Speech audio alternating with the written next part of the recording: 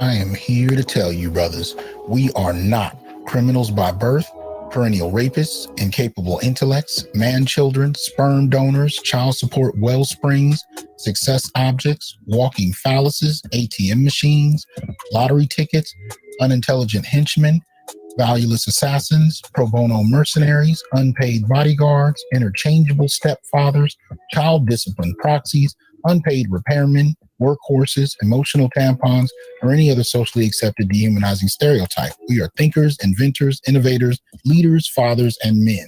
Embrace your humanity, know your worth, and extend your time, attention, and resources only to those who genuinely respect you.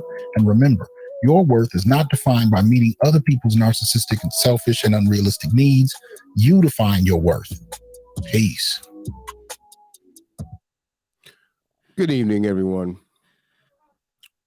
I am Marwan Cameron. This is The Conduit. We gotta have a discussion. First off, rest in peace to Kevin Samuels. If you don't know who he is by now, I'll talk a little bit about it. I've been grieving his loss. It's unexpected.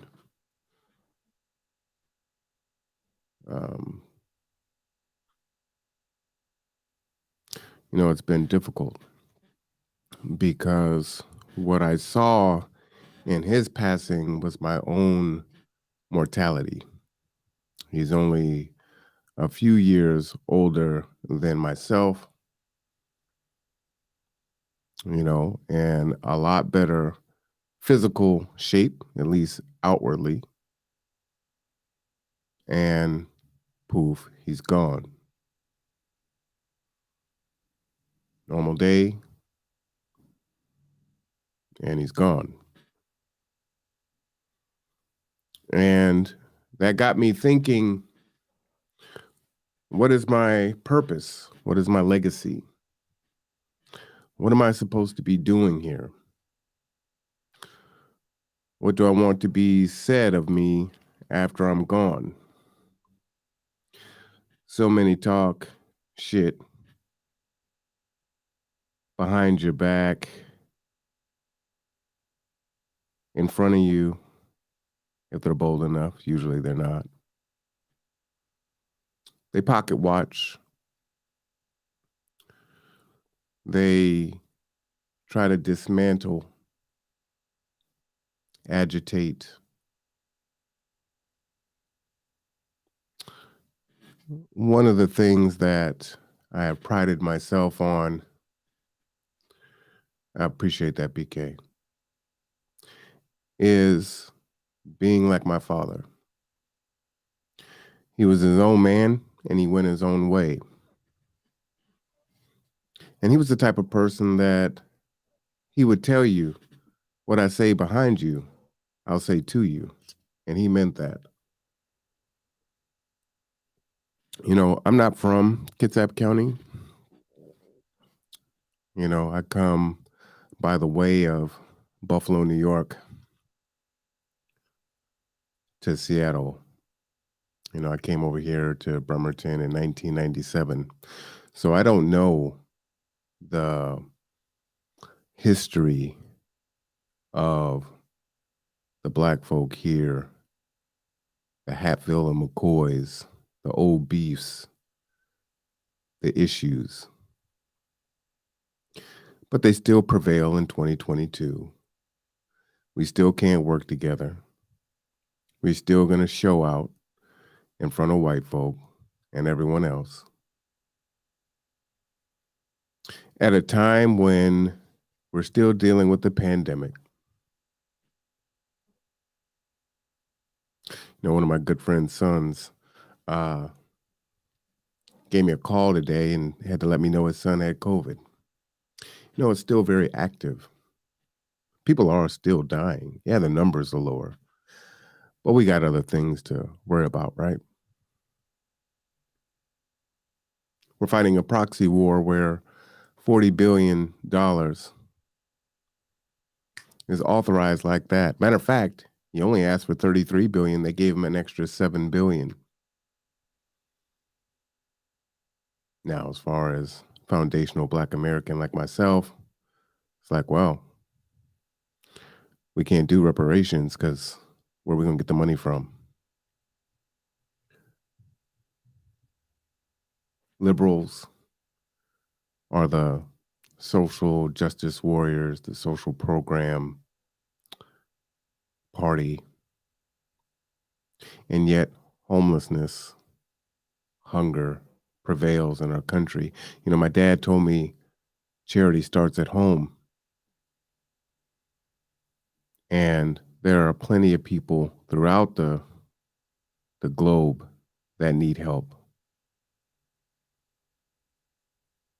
But it is something to watch so many go unhoused.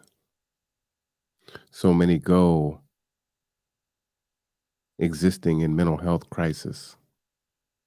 So many go hungry. So many go uneducated. So many go without health care. I won't even say adequate health care, go without health care.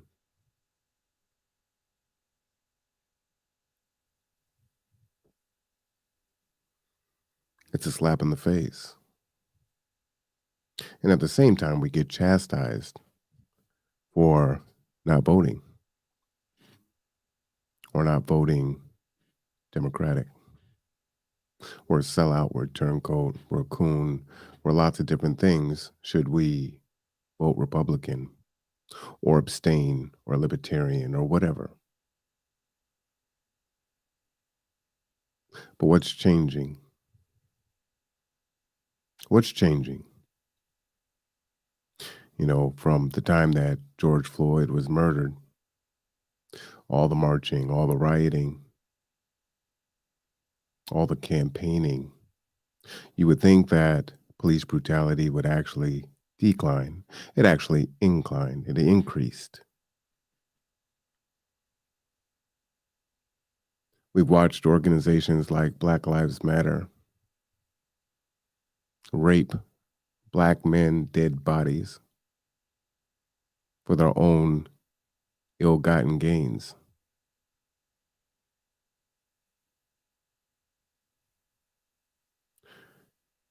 Kevin Samuels passes on May 5th.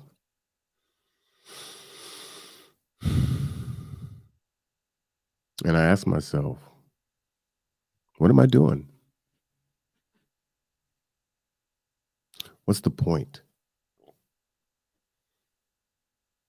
When I started Gather Together, Grow Together, it was an expansion of a program that I started while I was teaching at the college. Because I was a non-traditional student, ninth grade educated, GED 2 days after my 16th birthday. Didn't step foot into a college setting until 24. Had no pathway, no idea, bitter, stubborn. But my dad said education was important.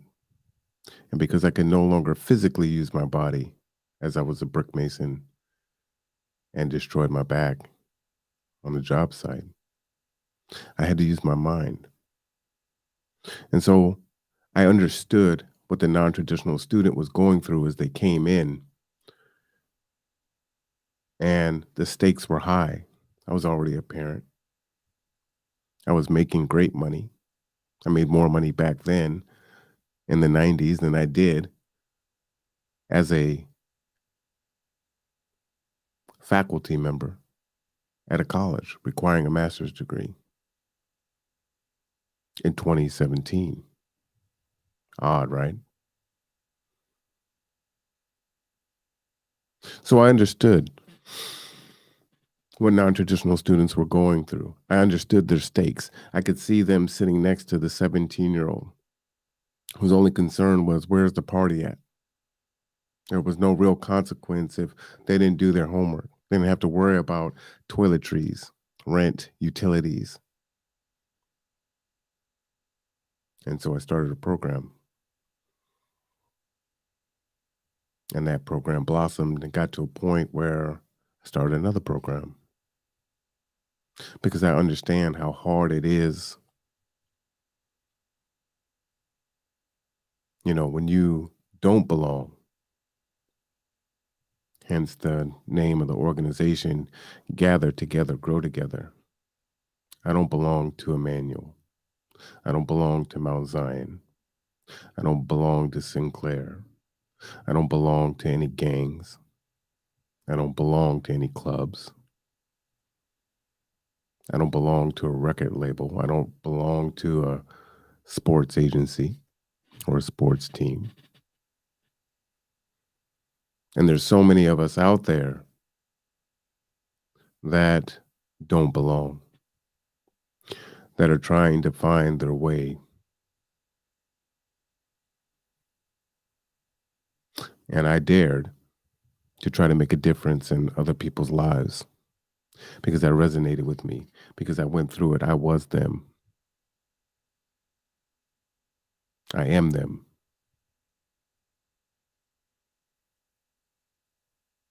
Kevin Samuels, he was a image consultant.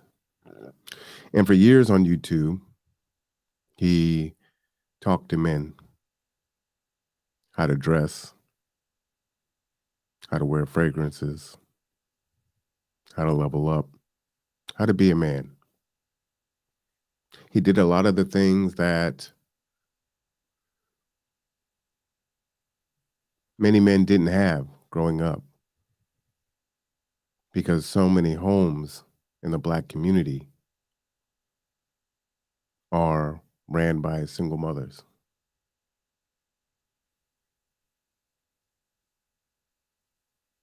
And so those lessons aren't always taught to our boys, unfortunately. And in previous podcasts, I've gone over the stats, right? The percentage of our boys that can't read at level at the 4th grade.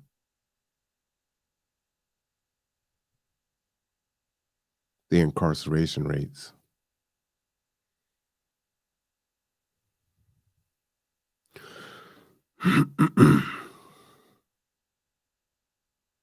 Homelessness. See, we look at the homeless as, oh, that poor woman, she's homeless. Oh, that poor family. Her and her child, her children, they're homeless.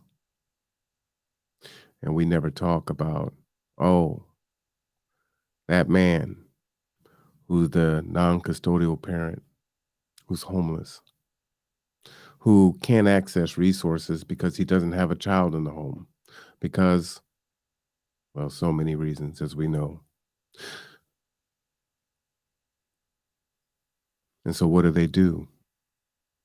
See, they're still told to be a man, pull themselves up by their bootstraps, do what they have to do. But everybody understands we've been speaking at it ad nauseum. There's no livable wage. Many don't have the job skills. So even if they go to work and they're working full time, they're not able to get into an apartment, let alone sustain and maintain a loan. The funny thing about institutional racism, policies and practices of racism, how it's systemic and how people can say those words, but then not understand how it's actually applied to the Black bodies that it affects. There are Black men that are wandering the streets now, cold, lost, high, drunk, alone, throwaways, feeling hopeless, not seeing a way out. And what do we tell them? Honestly, we don't tell them anything, but what do we tell them? Clean yourself up, work hard. And we can point to the small percentage that were able to break through and persevere in spite of. And that's what we point to, right? There's LeBron James. There's Jay-Z. Well, everybody isn't LeBron. Everyone isn't Jay-Z. Most of us are just regular ass people.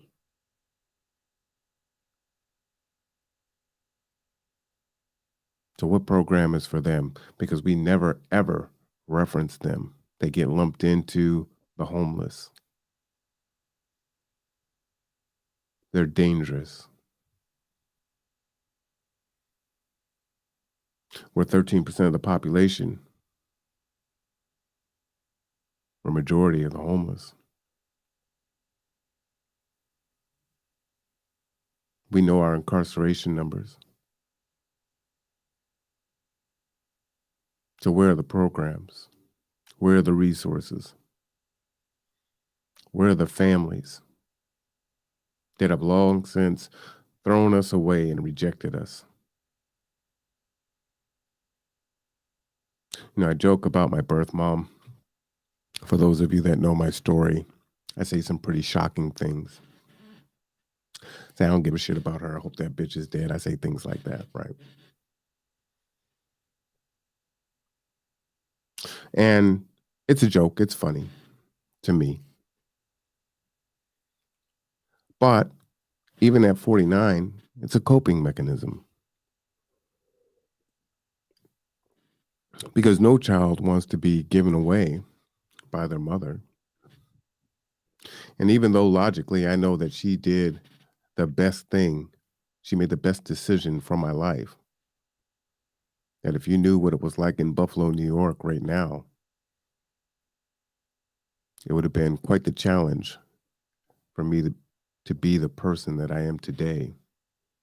The odds would definitely been stacked against me. Doesn't change the fact that the little boy inside wishes that wasn't the case.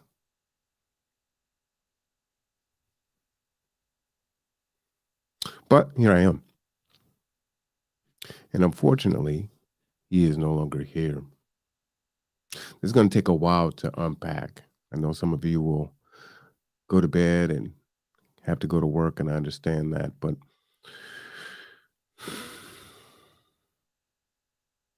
I didn't want to, I don't think I could do a podcast the first day that he passed away. The second day, really kind of hit home.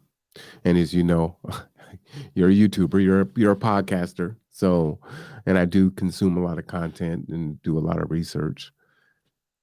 And typically when someone of that caliber passes away, the algorithm pushes all their videos to the top. So I see him nonstop all the time. And many of the other people that I watch are reflecting on his life and what he meant to the community and what he meant to them. But then there's another side. There's an insidious side that are coming from many of our Black women, unfortunately. Vivica Fox being one of them. We'll touch on that here in a minute.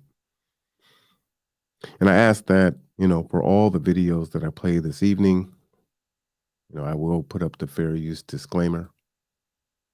However, I hope that none of you give me a copyright strike, as I am going to play good portions of the video, but it's worth taking the strike.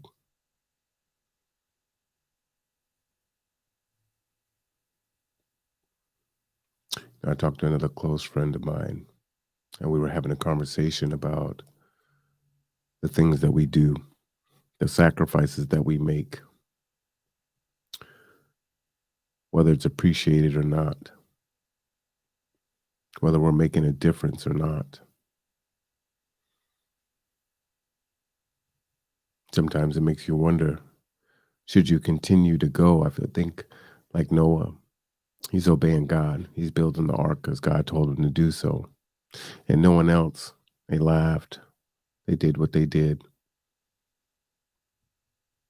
And of course, as the story goes, they perished. But how lonely is it to try to do right by the community and be crucified and vilified for it? They say that if everyone likes you, then you're not doing something right. And unless you have haters, then you're on the right path. I don't know if that's cap. I don't know if that's something that we say to make ourselves feel better. I definitely have my haters, and I actually do kind of like it.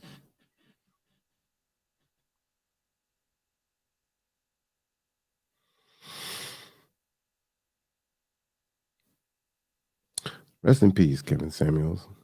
I think what he was doing for Black men in this community was tremendously important. And the general society, mainstream society, had no idea who he was until he shifted his content and started talking about women. And if you've been watching his history, he had they haven't done the autopsy yet, but it looks like he might have had a heart attack. If you know his history, the years he talked about men and was holding men accountable for their weight, for their health, for their work, no one had anything negative to say. See, because it's okay to hold men accountable. It's okay to put us on blast. But when it comes to our Black women, who is to hold them accountable? They're not holding each other accountable. See, we're in a society now, and there's so many of us that are Christians. And oh, yeah, I put it in quotes. You wouldn't know Christianity if it bit you. But most of us are Christians. Can quote the Bible, have been going to church for years, who claim to understand the scripture and the word. Of course, they're very selective in what scripture they're going to adhere to.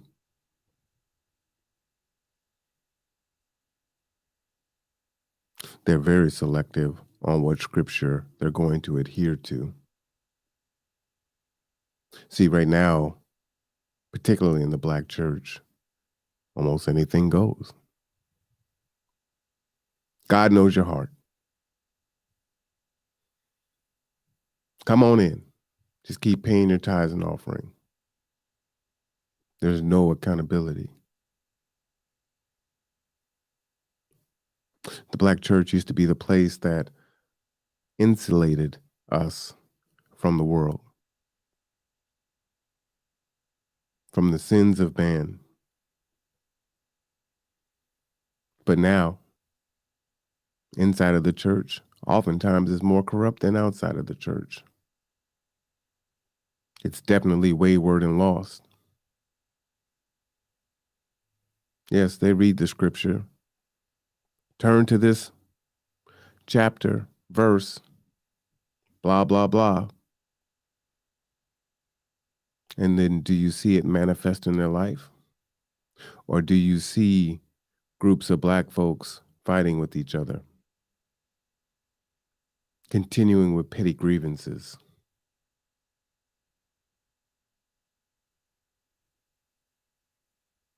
Do you see folks walking upright? Do you see the light in them? Or do you say, oh, I see the light in them because my light is so diminished because it's a free-for-all in my life. So, I can't judge your light because I'm doing my thing. So look, we all bright.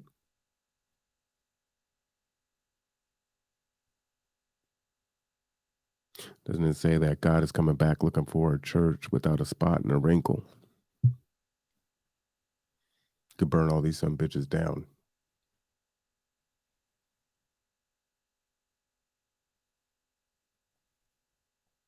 It's a joke.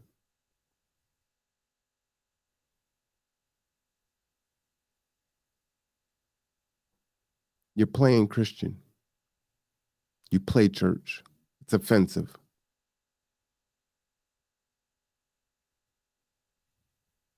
Sanctimonious, self-righteous, pitiful. And you wonder why we're in the state that we're in now. We're at the bottom in damn near every category, except for twerking and turn up.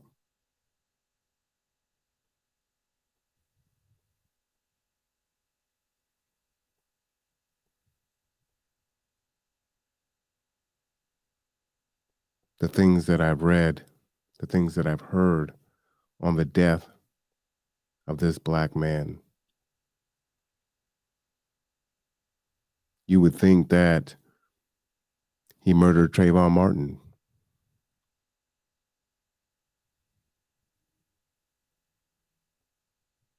Nah.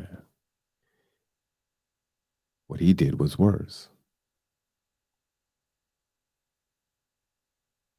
He tried to hold everyone accountable.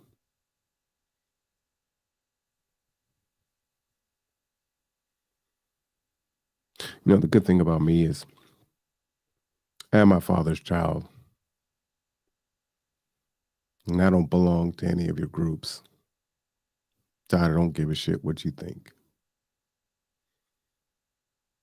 I don't have to bow to fit into your group. I come and go as I please. I love it.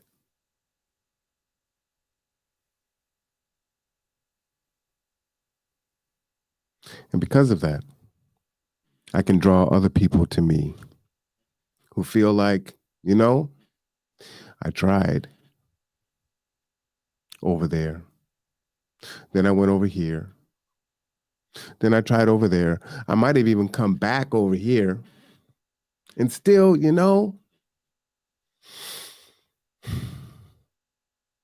just didn't sit right with me. Didn't feel like I was belonged. I didn't feel welcomed. I didn't feel like I had a space. I didn't feel like I was growing.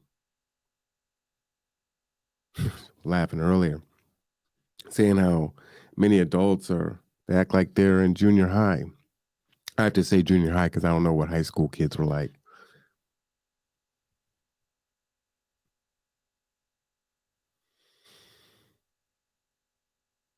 What's my purpose? Do I keep helping people? God told Noah to build the ark. I think at the time that he told Noah to build the ark, I don't think Noah thought that people weren't going to come onto the ark.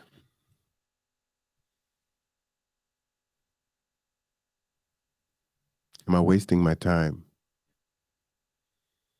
Am I helping folks that will not help themselves?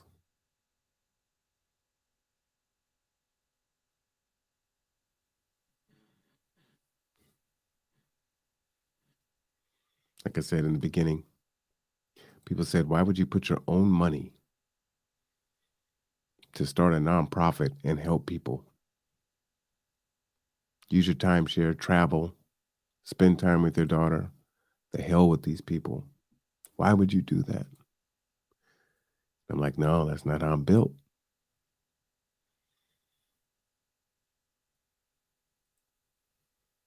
This is my purpose.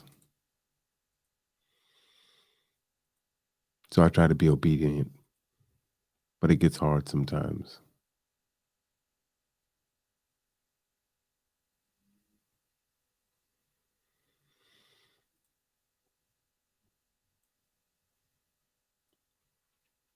It's really hard. But what am I talking about here? Let me go ahead and put this on the screen. And I apologize. My thoughts are disjointed. See, there's so much that I want to share. There's so many things that I want to talk about.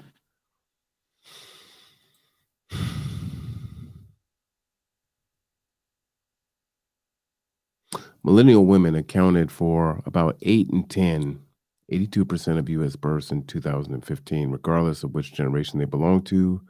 Parents say having children is central to their identity.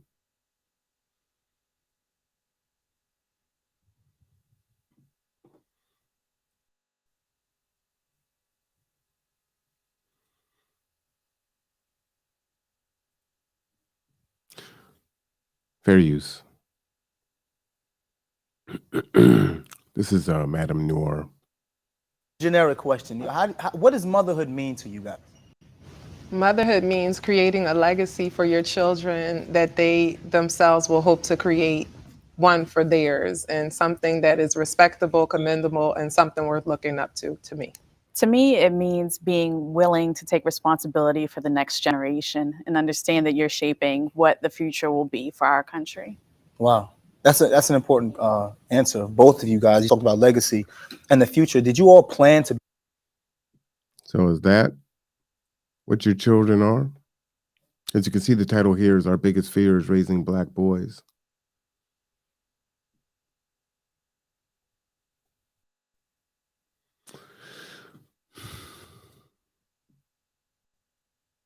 The thing is I know these aren't your circles, right? These aren't the circles that you're in. So you don't know anyone who talks like what I'm going to show you. But there are tens of thousands of people who feel this way. This is Cynthia G.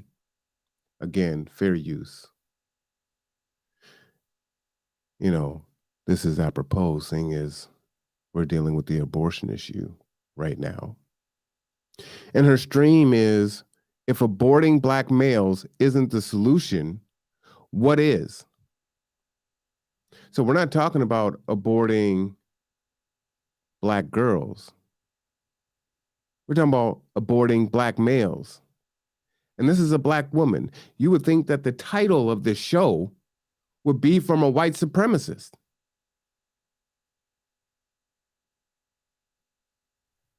Should I play some for you? Sure. Your behavior is not a problem, then you're not going to change it. You don't change what's not problematic. So the bottom line of it is black men aren't going to change. They're not. Well, there's no reason for them to change. Like we see what they say, that they're not worried about it. They know that largely black women are still going to deal with them, which, I mean, that's just a fact, right? But there is no reason to do it. There is no reason. Black women are not requiring better for them. And here's the thing, this is why I don't like discussing even healthy relationships between black men and black women, because I don't even like discussing healthy relationships between black men and black women. Understand, this is November 13th of last year. This has 53,763 views. And of course, you know, those of you watching will say, I don't know any women like that. I don't know who these women are. Again, 53,763 views. 1,783 comments. If aborting black males isn't the solution, what is?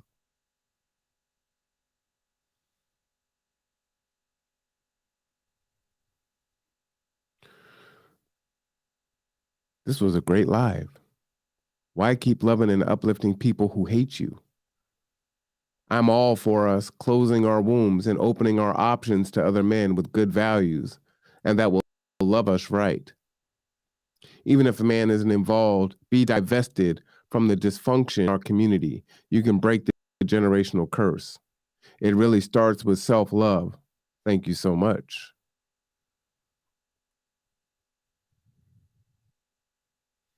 While I don't support abortion due to my spiritual and cultural beliefs, I do support practicing womb protection.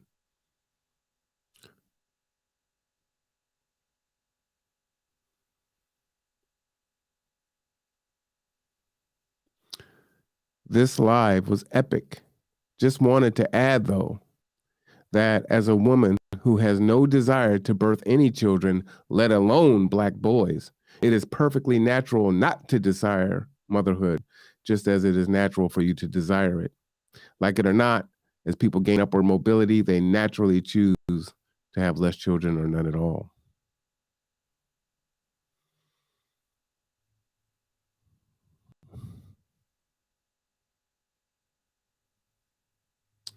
I'm creating a petition for divested Afro-American women to be considered a separate tribe category of Black Americans.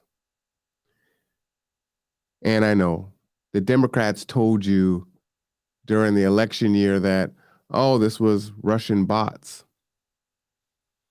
Okay.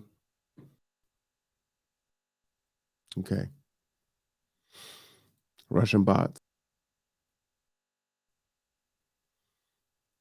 And we go for it, we fall for it. Well, let's see. Tell me if these are Russian bots. Dr. Tiasan Johnson, the gentleman whose voice you heard at the top of the show. Should black men or should black women consider marrying white men?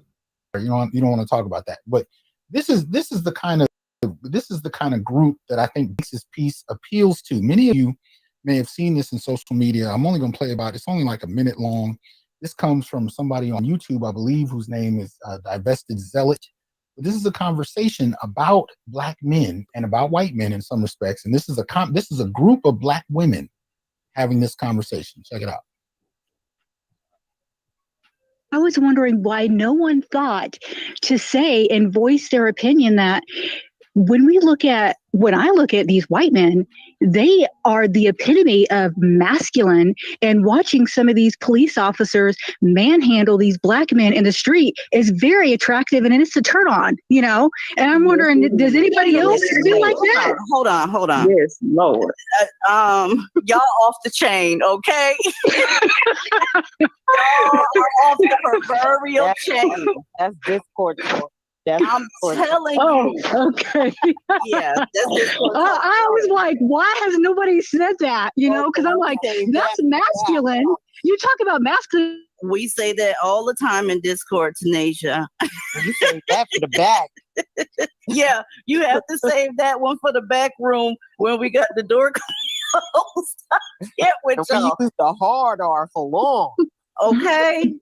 Yeah. Russian bots. That's funny as shit, huh?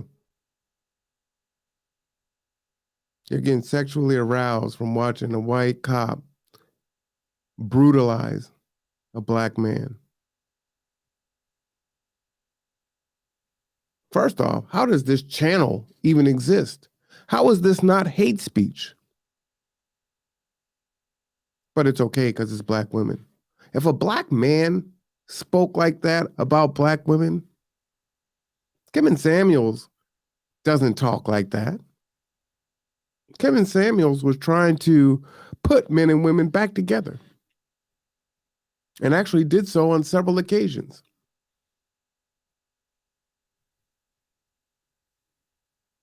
You see, you're in your echo chambers, in your church, in your community.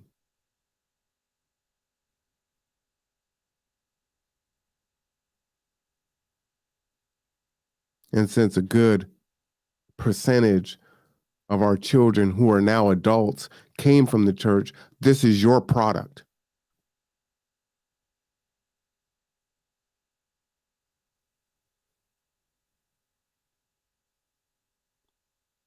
This is disgusting.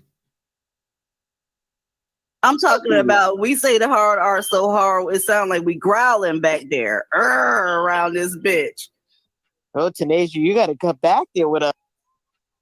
And if you haven't seen it, this is the Oh yeah. image she uses on her YouTube page. So if you can't make it out, or if you're on the radio listening, you got a woman in a silhouette hanging off swinging off a tree. She's swinging on a swing on a tree. On the other side of a tree, you have a black man being hung.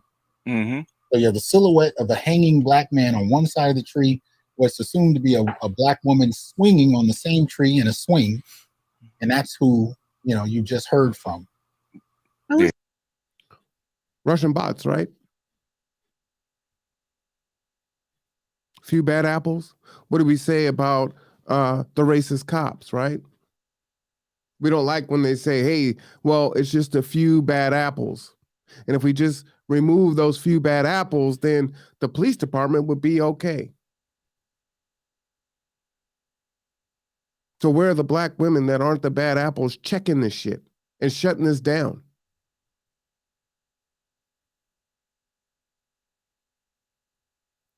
Every excuse is afforded.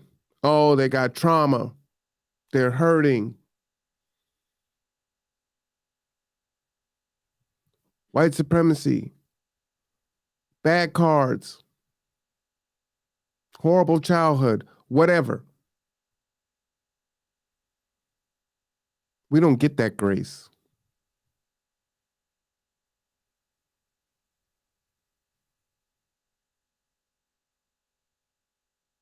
And this isn't one. This isn't a few.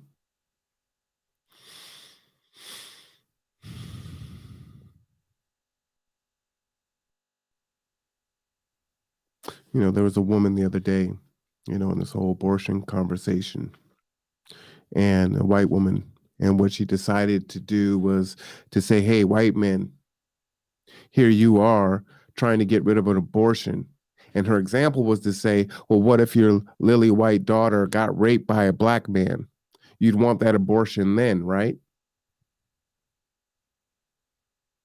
See, you all know misogyny, hate and violence against women. but you don't know misandry.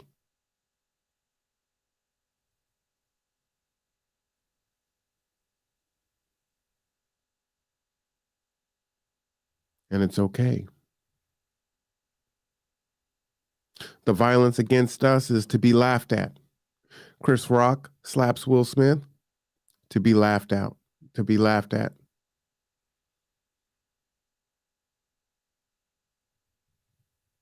Dave Chappelle almost gets stabbed on stage, and it's something to be laughed at.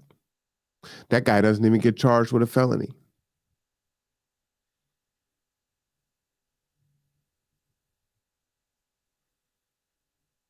And where does Black Lives Matter? Dismantling the Black family unit, spending millions of dollars on homes,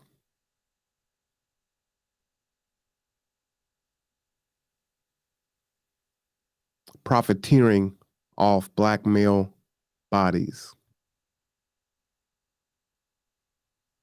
Have you ever heard of such vileness?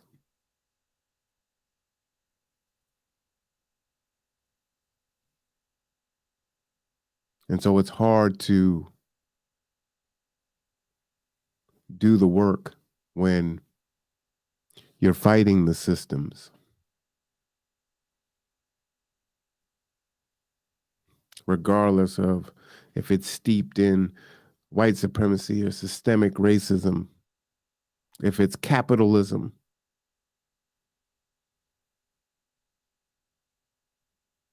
classism, hard enough fighting all of that. But you're fighting your own women.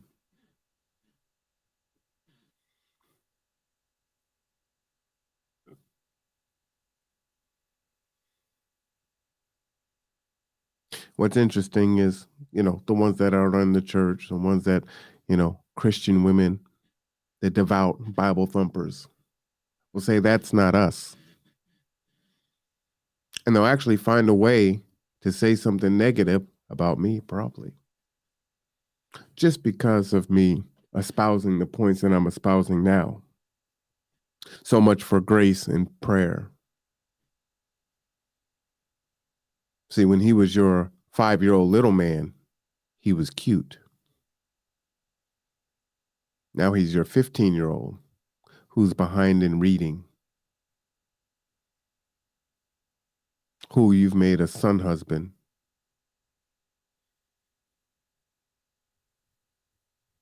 who's confused, who's been ostracized from his father.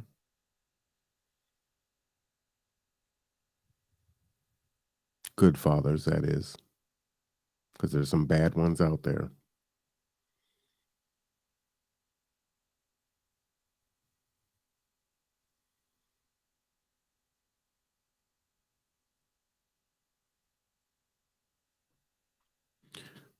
There's a few news clips from Chicago. I think it was this morning I watched it. A bunch of violence over the weekend. Kids again, killing kids.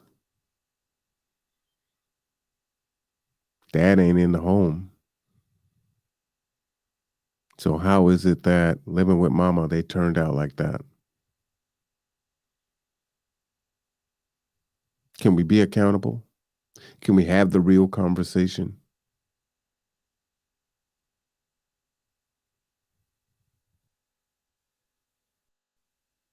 And you can see why I wouldn't have this broadcast on Mother's Day when I wanted to. Because it would be unduly inflammatory. And while most won't even be able to actually listen to this anyway, they damn sure wouldn't be able to hear it if I'm being critical on Mother's Day.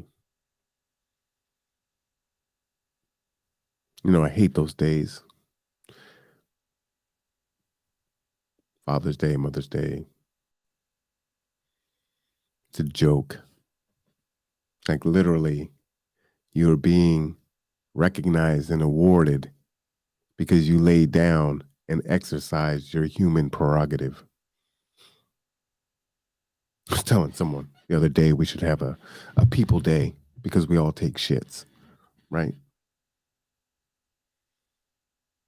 It's Father's Day. Let me be a little crude because I was able to shoot semen into a woman and impregnate her.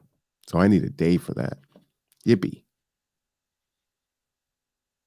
And she needs a day because that seed impregnated her and, well, she didn't kill the kid, so it's here. Happy Mother's Day.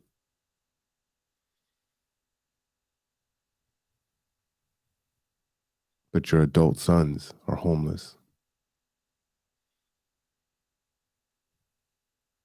Your young little men don't read at level.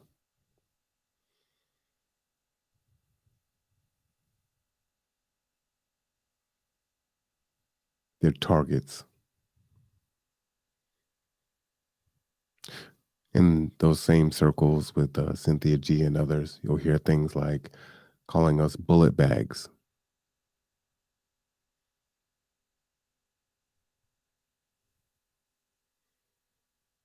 But we are supposed to protect.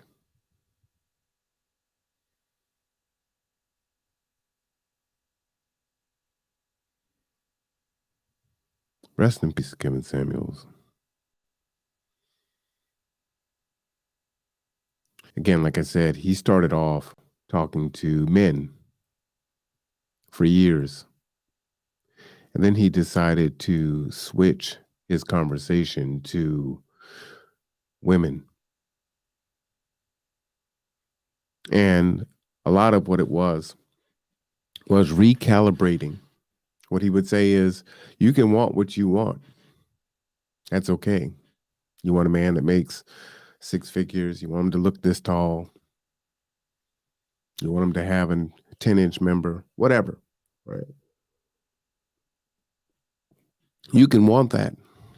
But a man also has wants. And what would a man that has all those things that you want, what do you have to offer him that he would pick you? And it's basically holding up a mirror in the hopes that women could recalibrate and say, you know what? I can want that. It's not likely. I can hope miracles can happen.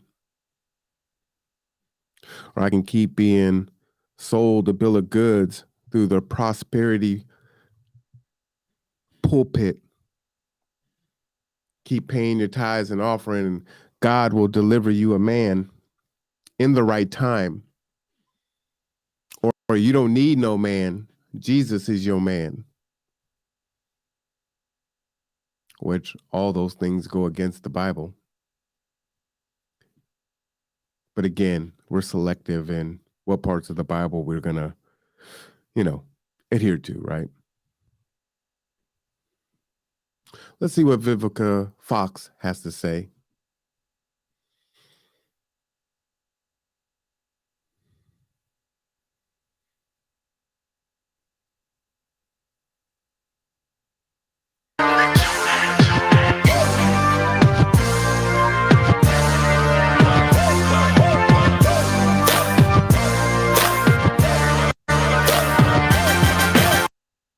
Hold on, that's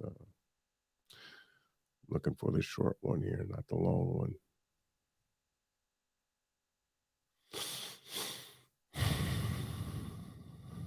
This is on Facebook, by the way. You can access any of this stuff and just read the things that they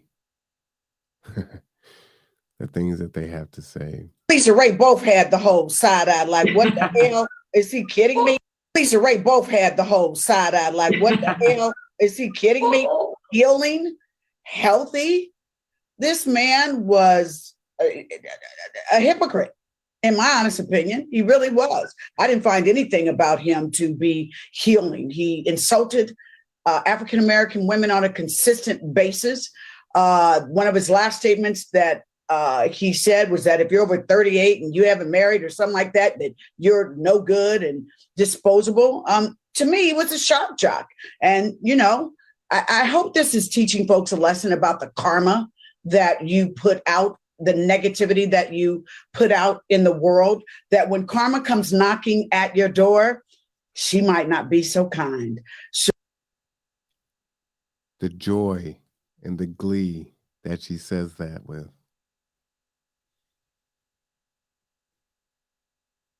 This is Fox Soul, by the way. This is Black Entertainment Television, not Black owned. So we are pushed through social engineering, the things that we are to consume. And we consume it, unfortunately, en masse. And she considers herself a Christian. And she's taking joy in his death. And let's just take that from a logical standpoint. Why don't we go ahead and just flip that, right?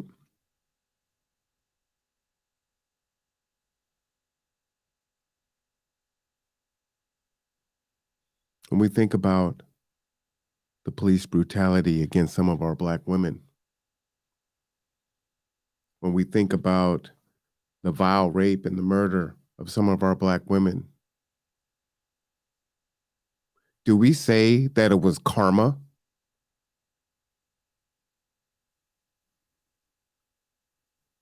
Do we say that?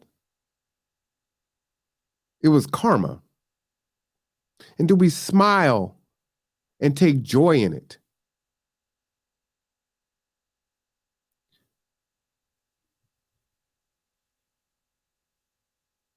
Now, this is the toxic culture, the toxic Black culture that we embrace, that we subscribe to.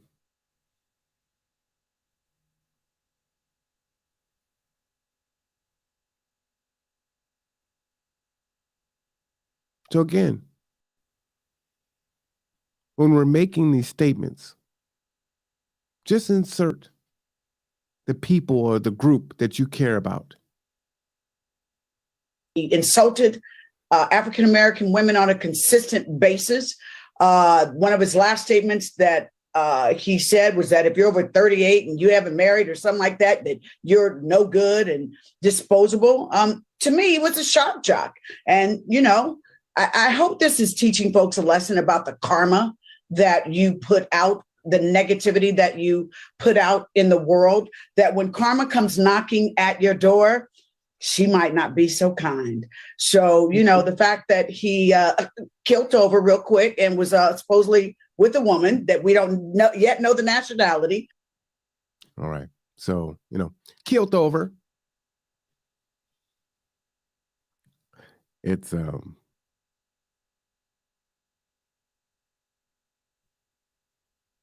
the vitriol, the misandry.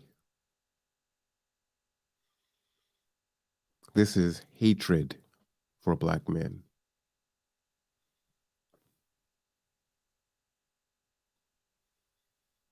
And I ask you, Black women, tell me this. Because first it's, you know, he's gay. If you watch a lot of his videos, you know, he kept his romantic life very private because he didn't want to expose them to attacks. So he's gay, right? He's on the DL, which is interesting that the LGBTQI community wouldn't find that offensive because it's meant as a slur. It's meant as a dig. So when a Black woman says to about a Black man that they think that he's gay, it's not a compliment. It's not meant as a compliment. It's meant as an insult.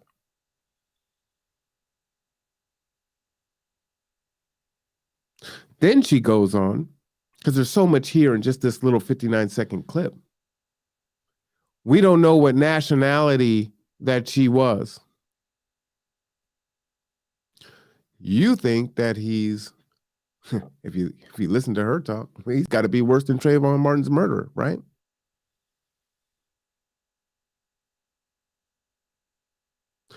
So if that's the case, and you don't want him, Why the hell would you care what nationality the person that he's with is? And you hear that all the time. I have people that I'm friends with, that I respect for their work in the community, who at the beginning of meeting me wanted to know, was I with the black woman or not? Were my kids black? And excuse my French, what the fuck does that have to do with what I'm doing in the community or for my community? If I can find someone that cares about me and loves me, what the hell do I care what color they are?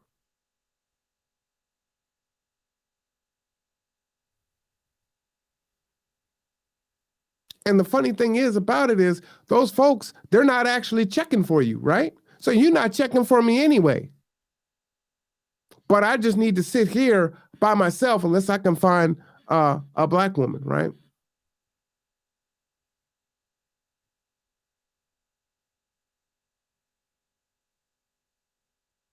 So karma is what caused him to have that heart attack and die. Karma is what caused the little children who died from COVID to die, right? They must have done something messed up.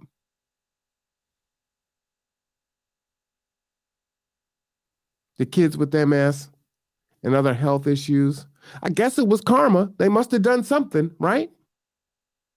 Maybe next time this will be a lesson to other children and other people that, you need to, be careful what you say. Be careful what you do, because karma might cause you to be born with the birth defect or to die or to have something horrible happen to you.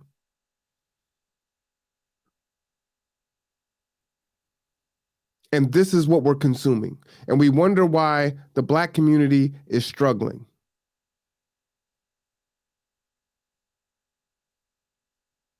Let me finish off her thoughts. Shout out to Fox Soul. Rest in peace. There goes. We'll end it right there because I don't think there's anything left for her to say.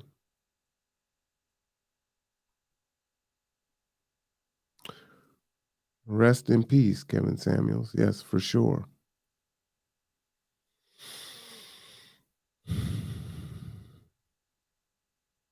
Now, this one's going to be a little bit longer. Shout out to Mediocre Tutorials and Reviews. Smart young brother. Check out his channel. I'm going to put his in the description there. And he put together a kind of a montage of, Christian preachers and women matchmakers to show, to illuminate. So let's just get into it. And fair use. You're looking at the title of the video. Y'all already know what time it is. It is time to get active. Guys, there's been a lot of drama happening in the space. There's been actors that come in for better or for worse, but the ones that are the worst need to have a story told about them. Is Kevin Samuels the Yes, I do have it fast forwarded. It's a bit long. Antichrist now because he's challenging how it exists today? Let's watch the video. Without further ado, if you think Christianity is for the birds, that's cool. Sit back, relax, enjoy, get some popcorn, but really don't need to hear from you. We're trying to move the needle forward. And in order to do that, there's going to be some breakage. How many men in here go to church? How many guys still attend church? If you attend church, put a 1 in the chat room. I will say this, that I know for a fact that there are more men who have left the church than ever. The church today is almost void of male leadership and presence, which is really crazy, considering, oh boy, there was men everywhere. And one of the major reasons you hear for why men have left the church is because it's become a place of just straight up rank feminism. Our pastor asked all the single men to stand up, and we had 3 services. Okay. He said, all the single men stand up. And it was about 50 or 70 guys that stood up, right? And then he said, okay, now I want all the single women to stand up.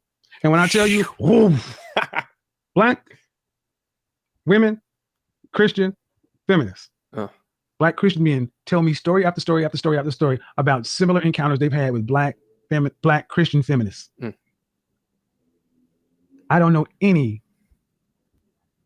upstanding Christian Black brother that believes Black Christian feminists are the good ones.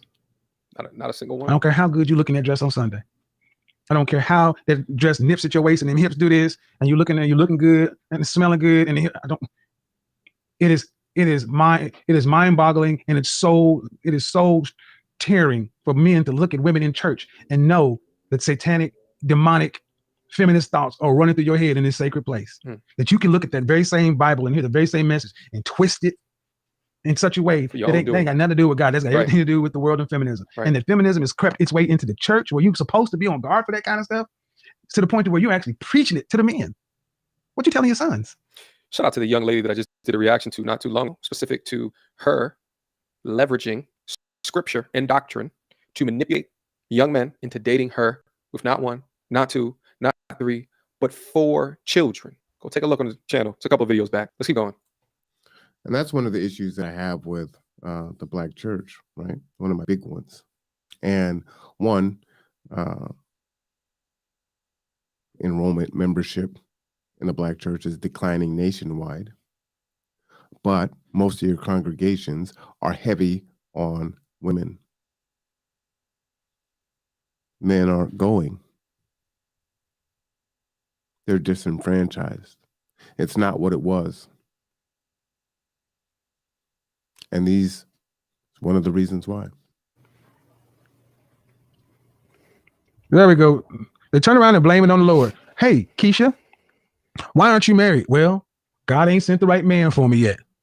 You know what? But I'm gonna keep my head down and I'm gonna keep praying, and the Lord is gonna make a way, and da-da-da-da-da. And that ain't how God works. I want to draw a line in the sand. My name gets brought up so much when it comes to Kevin Samuels because I did a video 3 years ago because I had these standards just like most of you that were way up here because I had all these experiences that created an appetite. It created a false standard in my life of what I thought I deserved or what I thought I needed. But yet it was a false standard because none of them were men of God. None of them were Carrie Pope. They're in the prime of their life. They got men shooting their shot left and right. I had a type. Let's be real, girl. I had type. My type was businessman. My type was CEO. My type was getting it done. My type was literally go-getter. 6- and 7-figure men running companies. Those are the only kind of men I was in relationships with. Even a woman who's a 5, an average-looking woman with social media, you got guys shooting shots online, and you're bouncing between this offer and that offer, and you're just having a good time. Mr. Gorgeous, and he's got the 6-pack, and he's 6'4", and he's chocolate. And then you date the Mr. Baller, and he got money, and you in the Benz, and you whipping, and you flying, and you drinking, and dinner, whining, and dining. And at the end of the day now, you created an appetite for yourself, or you, better yet, maybe you haven't even experienced it for yourself like me, but you want it. A lot of— Pay attention to that. You created the appetite. You created the appetite, which you then take into your future state reality. And that's when a lot of them get it messed up at. Let's keep it going. There's a segment of women, just like there's a segment of men who are delusional, who have too high of expectations. But is that all women? No, it's not all women. I can't handle female clients. I was a matchmaker that matched females, and I had a few male clients, but predominantly I was matching women. And listen, it was such a valuable lesson for me because what I learned is that the average woman doesn't really want just a good man. She doesn't want a husband. You know what the real core question is? Why is Rebecca Lynn Pope? Is she a Russian bot? She's not a black male. So can you hear it and comprehend it from her? Or do you still reject it? Why are so many attractive Black Christian women unmarried? That's the question that bothered me, that would not nagged at me for so long. I go into church and see so many straight up fine sisters, fine, fit, in shape, just cold, waist. I'm like, God, dog, this, and single as Frankenstein. I'm like, why are all y'all? This is like manna, just honey after honey after honey. But he hates black women. Let's continue. Potter's House, the Friendship West, the Oakland Bible Fellowship. Didn't matter. We just went all around. God, just Lord have mercy. Oh, whoops, Kiwi, Z5, and whatever Jesse G. Rose. Just like, golly. got the little church hat on, the little pencil skirt and heels. Hey, how you doing? Got the Bible and it's smelling good. And you're like, God. And you go out on one date with them and you hear this, I am woman, hear me roar, and numbers too big to ignore. Oh, I see. Right. You want a traditional man, but you want to be a modern woman. Right. Oh, okay. So I'm supposed to go out and do what the, God people did against the Philistines and everything else, but you want to live life right along. Okay, I get it. All right. Got it. But I'm going to say something. I'm going to say it real loud and clear. God ain't in it. God's not in it. Pay attention. If you don't think church is a business, you are tripping. For over 20 years, you've been a part of getting Creflo Dollar Ministries to distant lands to share the truth of the gospel. Watch the transition. For the word of God. I was just at 3 today. Every gift you've given, every sacrifice you've made is eternally connected to change in the lives of people. Our current ministry plane is no longer usable. We need your help. And I ask all of our partners globally to get on board with Project G650. We are believing for 200,000 people to give contributions of $300 or more to make this a reality. You gotta be careful who you listen to. The wicked are winning. Was that 200,000 people to give $300 or more? But we have homelessness, food insecurity, just in our own Black community. But there's actually that much Black dollars rolling around to replace this jet. I digress. That's not the point right now. There is a spiritual battle warring all around us. Is it that bad? God, I thank you. I thank you, God, for who I'm sent for. You heard you was going to hell quite often. All right. But long about the mid 80s, early 90s, something happened in the church. It was almost a reformation. Prosperity preaching.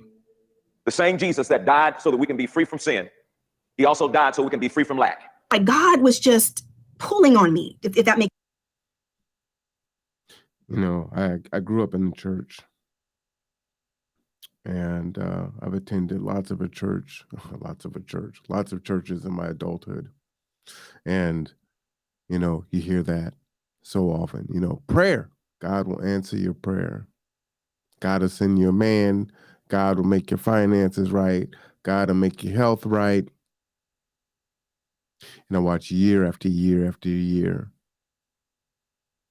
the middle class or the upper middle class, the clergy, typically the pastor, they thrived. They did fine. But the lower income of the congregation never really seemed to improve their situation. That man never seemed to come. Their finances never really improved. How many in your churches right now here locally need eviction assistance? How many in your churches right now are on SNAP benefits? But they've been faithful, they've been praying, they've been paying their tithes and offering. Maybe it's karma, like Vivica Fox was saying. And if you're thinking that it's blasphemy, I would say, it's the Creflo Dollars of the world, the TD Jakes of the world, the pulpit hustlers, the pulpit pimps, the prosperity preaching. We're so faithful. Why are we doing worse? Because we have selective Christianity. Well, maybe it's karma though. Makes sense, guys. It was almost like God just kept pulling on me and like you got to say something. You got to say something. And it's like we start to feel. For me, I feel like what God reminds me of is who I am. That I have a responsibility. If you don't think church is a business, you are tripping. Big tripping. We have certification coming through for spring, February, first week of February. For all of you who have already been certified, you're going to get an email. We have a new leadership certification that's coming for you to be part of the newer platform, to take on students and clients through our platform. We have a lot we're working on. So she's a matchmaker, but she's talking about her church now, right? Come and get this leadership training that you're going to pay into, where you're going to be able to go out and do the same thing. Kind of sounds like a pyramid scheme.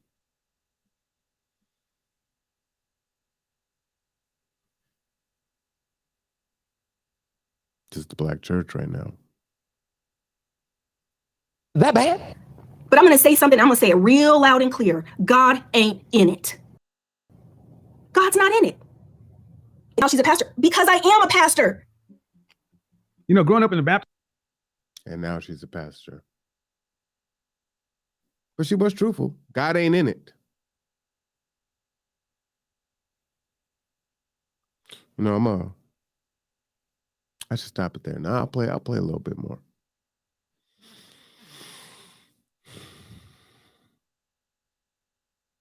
And so you can see why the preachers were coming against him. Right? Because he's telling the hard truth.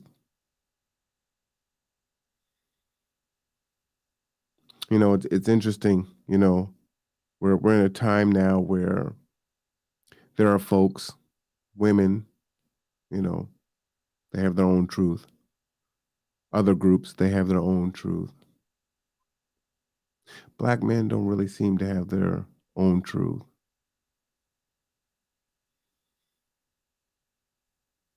And it doesn't matter what our truth is, it's going to get trumped by others' truth. What do I mean by that? When we look at the demographics of the way that Black boys and men are deficient in reading, incarceration numbers, homeless numbers, employment, whatever the case may be. When you look at the programs that are created, they're all of a sudden created using flat blackness. Shout out to Dr. Tiasan Johnson. So what flat blackness is when you use a subset of a group to illustrate your point and then pull back and say, well, this needs to be for the entire group. So during COVID, you know, what was said is, you know, women were really harmed by COVID, you know, not being able to go to work because the kids couldn't go to school, having to homeschool and do all these things. Losing their jobs, you know, those things also happen to Black men. Same thing happened, you know, police brutality, if you look at the numbers, right? This is something that primarily or majoritively affects Black men. But then when we address it, it's pulled back to flat blackness. Matter of fact, it's even pulled back even further. Then it becomes a BIPOC issue and LGBT and every other group.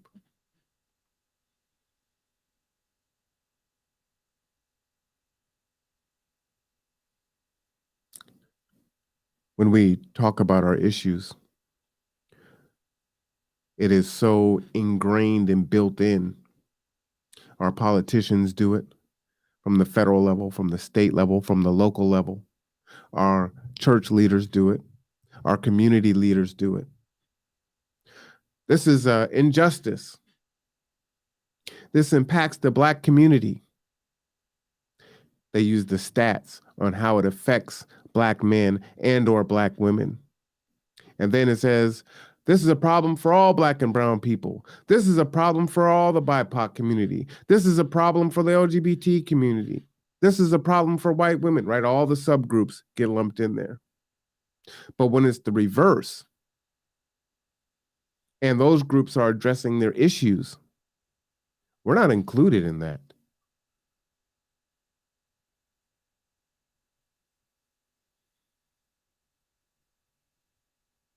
So they're not saying, hey, this is an issue for Asian American and Pacific Islander hate, and there needs to be a $50 million hate bill that passes. But all of this came off of the dead Black body of George Floyd and the increase on police brutality. And yes, was there Asian American and Pacific Islander hate that happened during the time of COVID? Sure. Did Black people get a hate bill? No. If we were to pull up the stats and the numbers, how many Asian Americans died due to hate crimes during this time of the pandemic? compared to how many black people died, not assaulted, not verbally assaulted, died. $50 million.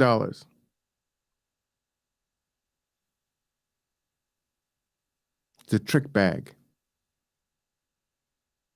26,000 Ukrainians are being led into the country. We saw the images earlier this year of Haitians looking like they're being rounded up like cattle.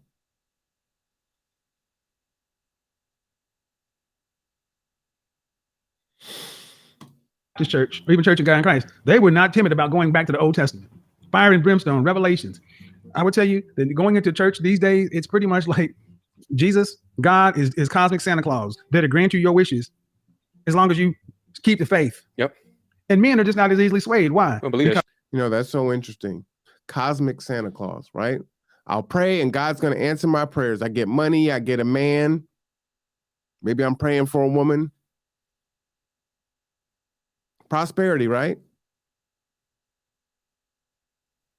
Sound familiar? Does it sound familiar in your church? Is that what you're praying for?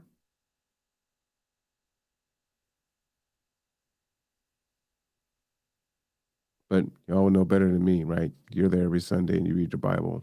I was talking about how, you know, folks go to their Christmas service. They go to their Easter service. They've been going to church 30 and 40 years. You've heard the same damn message.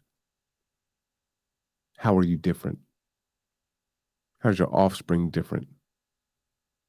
How are they doing worse than you? Where's the community building? The modern church has forgot about men. Women are so desperate for the truth. They're looking at this so-called knowledge. Ooh, Jesus. Man, I'm sensing something, boy. You know, heaven rejoices every time we release a little of that glory that's in them. That glory come out and say, look at that, look at that. Them my babies there, boy, look at that. They know what they got. You gotta be careful who you listen to. But the truth is, and I'm saying it here now, is that Derrick Jackson was involved with other women outside the marriage. Nothing works until it comes into alignment with biblical standard of how God told us to do things, especially when we're talking about a marital, spiritual covenant. You cannot do this by your own understanding, your own intelligence, your own willpower, your own values. You have to have the grace of God to break free from certain things, to stay away from certain things, to not operate from your lowest self, whatever it may be. And because it's really only by God's grace that we're even able to be here on this video, holding hands. How y'all letting anybody gauge your attractiveness or tell you that you're average at best in terms of how attractive you are as a woman? You don't even know if they really like women like that. You know, they're attracted to any woman. I'm not even being funny. I'm just being real. First, let me say that only Jesus Christ can save. That was him talking about Kevin Samuels and throwing a shot saying that, you know, he may be gay, right? We don't even know if he likes women. That's what I mean, right? Isn't that hate speech? Whatever. Derrick, okay? Only Jesus can save him. He has already done that. And now Derrick is laying in the bed that he made. He said, I release the gifts that both of you have. For the Lord said, I will take the writing that I give to you from heaven and I will put it in front of millions. For this generation shall know through the writing of what you write that the God that you serve is able to change lives. Somebody say, Florida. Huh? Who's connected to that state? I grew up near Florida. You grew up near Florida. Where exactly did you grow up? It was in Alabama, about maybe 45 minutes from Florida. Okay, but no. Is he doing mind reading trick? Like, what the hell is this? This is Derrick Jackson, by the way. He had, I'm pretty sure, over 1 million followers. He was a, you know, for those of us in the manosphere would say that he was a simp for women, right? He had, his audience was primarily women, and he would tell women what they wanted to hear, right? You're queens, you're this, you're that. You deserve all these things, yada, yada, yada, yada, no matter who you are, what you're doing. And how, you know, you can't accept this type of treatment from a man, da-da-da-da-da, this and that. And he was just kind of sanctimonious and holier than thou. And then it came out that he was cheating on his wife, right? All the things that he was saying, it's just, you can't make it up. And the thing is as Creflo Dollar was saying earlier, right? Be careful who you listen to. Facts. I'm seeing the state. Lord says, the Lord said, as I give rest to my people. You've been married how long now? 2 years. 2 years. See, romantic love and agape love have been completely screwed up in the church. I'm going to stop it there. If you want to watch the rest of that, again, that's Why Black Christians Hate. That was an episode from today from Mediocre Tutorial and Reviews. Now, in that, I'm just wondering, what did you hear that was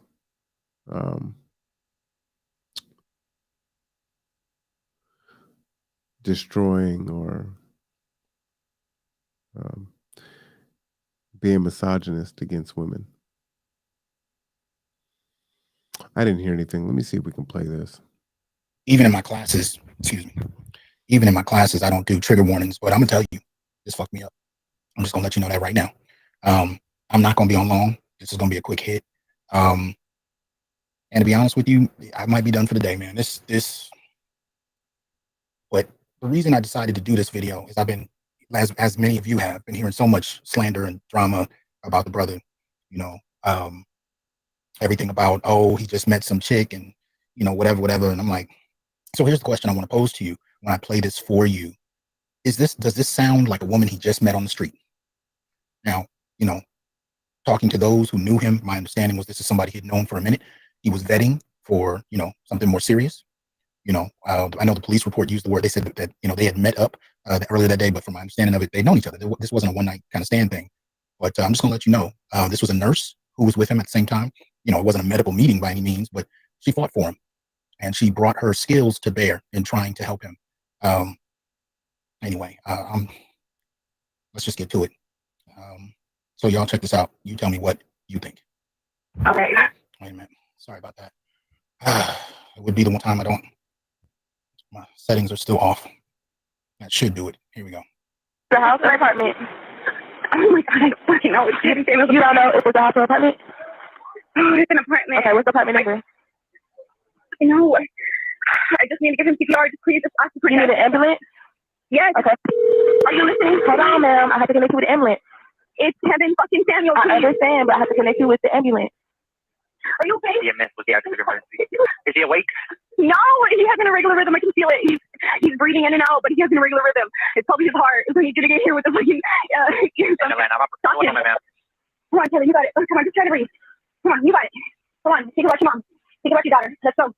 1, 2, 3, 4. 1, 2, 3, 4. I need to call the front desk to get an AED. He's not going to make it. 1, 2, 3, 4. 1. But then I want you to disconnect because something can happen. Why would you disconnect now? Yeah, but I'm saying I need AED.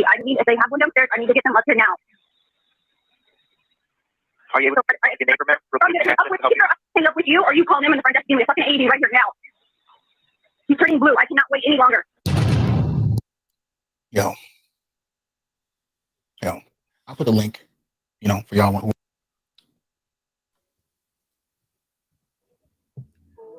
I am here to tell you, brothers, we are not criminals by birth, perennial rapists, incapable intellects, man-children, sperm donors, child support wellsprings, success objects, walking phalluses, ATM machines, lottery tickets, unintelligent henchmen, valueless assassins, pro bono mercenaries, unpaid bodyguards, interchangeable stepfathers, child discipline proxies, unpaid repairmen, workhorses, emotional tampons, or any other socially accepted dehumanizing stereotype. We are thinkers, inventors, innovators, leaders, fathers, and men.